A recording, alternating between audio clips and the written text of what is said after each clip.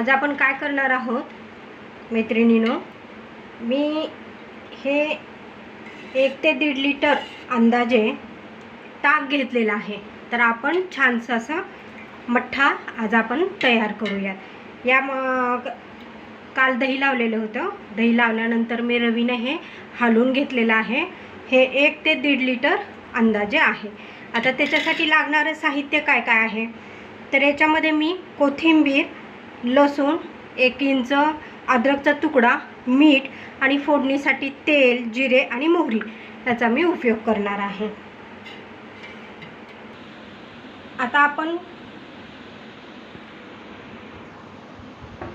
आपण 2 ते 3 चमचे आधी 2 चमचे मीठ टाकून घेऊया ताकामध्ये। त्याचबरोबर आता हे 10 ते 12 लसणाच्या पाकळ्या आपण घेतलेल्या आहेत आणि 1 इंच अद्रकचा तुकडा।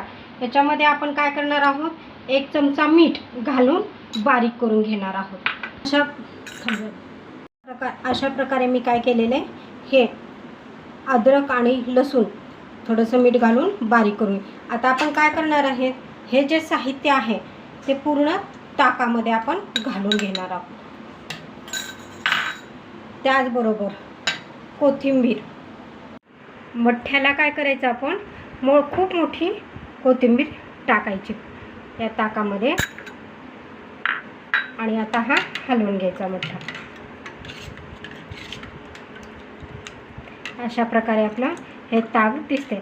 आता आपण काय करणार आहोत, ह्याला फोडणी देऊन घेणार आहोत। आता मी ह्या गॅसवर कढलं ठेवलेलं आहे।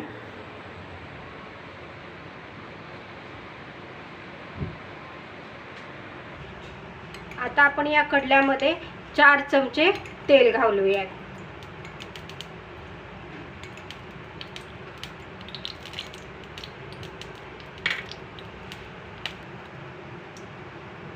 आता आपले काय झालेले, तेल गरम झालेले आहे। या तेलमध्ये मी 1 चमचा जिरे आणि 1 चमचा मोहरी दोन्ही टाकून मी हे तडतडून घेणार आहे। आता हे मोहरी आणि जिऱ्याचं तेल मी या मठ्ठ्यामध्ये ताकामध्ये टाकलेला आहे। अशा प्रकारे आपला हा चटकदार मठ्ठा तयार झालेला आहे। खूप रुचकर, खमंग आणि टेस्टी, चटपटा असा हा आपला चटकदार मठ्ठा तयार झालेला आहे। करून बघा, आवडलं तर लाईक करा, शेअर करा, कमेंट करा आणि माझ्या चॅनलला अशाच वेगवेगळ्या प्रकारचे रेसिपी बघण्यासाठी सबस्क्राईब करा।